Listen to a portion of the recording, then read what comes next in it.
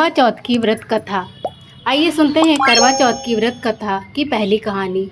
एक साहूकार के 7 लड़के और एक लड़की थी। साहूकार के बेटे अपनी बहन से बहुत प्यार करते थे। साहूकार ने के साथ उसकी बहुओं और बेटी ने चौथ का व्रत रखा था। चौथ का व्रत में चांद देखकर ही व्रत खोलने का रिवाज है। रात को जब साहूकार के लड़के भोजन करने लगे तो उन्होंने अपनी बहन से भोजन के लिए कहा। इस पर बहन ने कहा कि आज उसका व्रत है और वह खाना चंद्रमा को अर्घ्य देने के बाद ही खाएगी, क्योंकि तभी वह व्रत खोल सकती है। अपने भाई बहन की हालत भाइयों से देखी नहीं गई तो वह दूर पेड़ पर एक दीपक जलाकर चलनी की ओट में रख देता है और बहन को दूर से दिखाता है कि चलनी की ओट में रखा दीपक चांद की तरह लगता है। ऐसे में उसे ऐसा लगता है कि जैसे चतुर्थी का चांद हो। बहन ने अपनी भाभी से कहा कि चंद्रमा निकल आया है और अब आइए हम व्रत खोल लें, लेकिन भाभीियों ने उसकी बात नहीं मानी और व्रत नहीं खोला। बहन को अपने भाइयों की चतुराई समझ में नहीं आई और उसे देखकर करवा उसे अर्घ्य देकर खाने का निवाला खा लिया। जैसे ही वह पहला टुकड़ा मुंह में डालती है उसे छींक आ जाती है, दूसरा टुकड़ा डालती है तो उसमें बाल निकल आता है और तीसरा टुकड़ा मुंह में डालती है तभी उसकी पति की मृत्यु का समाचार उससे मिलता है। वह बेहद दुखी हो जाती है। उसकी भाभी सच्चाई बताती है कि उसके साथ ऐसा क्यों हुआ। व्रत गलत तरीके से टूटने के कारण माता उससे नाराज हो गई हैं। इस पर वह मन में निश्चय करती है कि वह अपने पति का अंतिम संस्कार नहीं करेगी और अपने सतीत्व से उन्हें पुनर्जीवित दिलाकर रहेगी। वह अपने पति की मृत्यु से दुखी होकर पति के शव को लेकर 1 वर्ष तक बैठी रही और उसके ऊपर उगने वाली घास को इकट्ठा करती रही। उसने पूरे साल की चतुर्थी को व्रत किया और अगले साल कार्तिक कृष्ण चतुर्थी फिर से आने पर उसने पूरे विधि विधान से करवा चौथ का व्रत किया। शाम को सुहागिनों से अनुरोध किया कि यम से सुई ले लो, पिए सुई दे दो, मुझे भी अपनी जैसी सुहागिन बना दो। जिसके फलस्वरूप करवा माता और गणेश जी के आशीर्वाद से उसका पति पुनः जीवित हो गया। जैसे गणपति और करवा माता ने उसकी मनोकामना पूरी की, वैसे ही सभी की मनोकामनाएं पूरी करें और सभी का सुहाग अमर हो।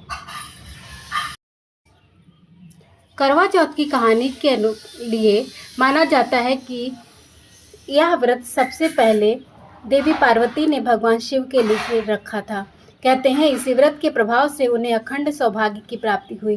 कहते हैं तभी से सुहागिन महिलाएं अपने पति की लंबी उम्र के लिए व्रत रखती हैं। इस व्रत से जुड़ी एक कहानी के अनुसार एक बार देवताओं और राक्षसों के बीच भयंकर युद्ध छिड़ गया, जिसमें राक्षसों की जीत हो रही थी। तभी ब्रह्मा देव ने सभी देवताओं की पत्नियों को करवा चौथ का व्रत का पालन करने के लिए कहा। कहते हैं इसके बाद कार्तिक माह की कृष्ण चतुर्थी के दिन सभी देवियों ने अपने पतियों के लिए व्रत रखा, जिससे देवताओं की जीत हुई। ऐसा माना जाता है कि इसके बाद से ही व्रत रखने की परंपरा चली आ रही है। कहा जाता है कि द्रौपदी ने भी पांडवों को कष्टों से मुक्ति दिलाने के लिए करवा चौथ की व्रत रखा था। करवा चौथ की एक और कहानी है कि एक बार एक पत्नी अपने पति के साथ तुंगभद्रा नदी के किनारे रहती थी। एक दिन उसके पति नदी में स्नान करने गए थे। स्नान के समय मगरमच्छ ने देवी करवा के पति का पैर पकड़ लिया और वह उन्हें नदी में खींचने लगा। मदद के लिए पति अपनी पत्नी को करवा को पुकारने लगा। पति की दर्द भरी पुकार सुनकर पत्नी, जिसका नाम करवा था, दौड़कर नदी के पास पहुंची। पति की जान को बचाने के लिए करवा ने तुरंत एक कच्चा धागा लेकर मगरमच्छ को एक पेड़ से बांध दिया। करवा के सतीत्व के कारण मगरमच्छ एक कच्चे धागे में ही इस तरह से बंध गया कि वह थोड़ा भी हिल नहीं पा रहा था। लेकिन अभी भी करवा के पति और मगरमच्छ दोनों के प्राण संकट में फंसे थे।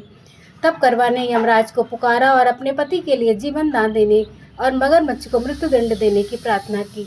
करवा के कहने पर यमराज जी आए और उन्होंने कहा कि मैं ऐसा नहीं कर सकता, क्योंकि अभी मगरमच्छ की आयु शेष है। तुम्हारे पति की अब आयु पूरी हो चुकी है। इस बात पर करवा को क्रोध आ गया और वो बोली कि यदि आपने ऐसा नहीं किया तो मैं आपको श्राप दे दूंगी। करवा के क्रोध को देखकर यमराज ने मगरमच्छ को यमलोक भेज दिया और करवा के पति को जीवन दान दिया। कहते हैं करवा चौथ के व्रत में सुहागिन महिलाएं करवा माता से प्रार्थना करती हैं कि हे करवा माता, जैसे आपने अपने पति को बचाया वैसे ही मेरे सुहाग की रक्षा हो। तो दोस्तों, करवा चौथ पर ये कहानियाँ हैं जिन्हें सुनकर आप करवा की पूजा कर सकती हैं और अपने पतियों की लंबी आयु के लिए करवा माता से प्रार्थना कर सकती हैं। अन्य पौराणिक कहानियों के लिए बने रहिए मेरे इस चैनल पर।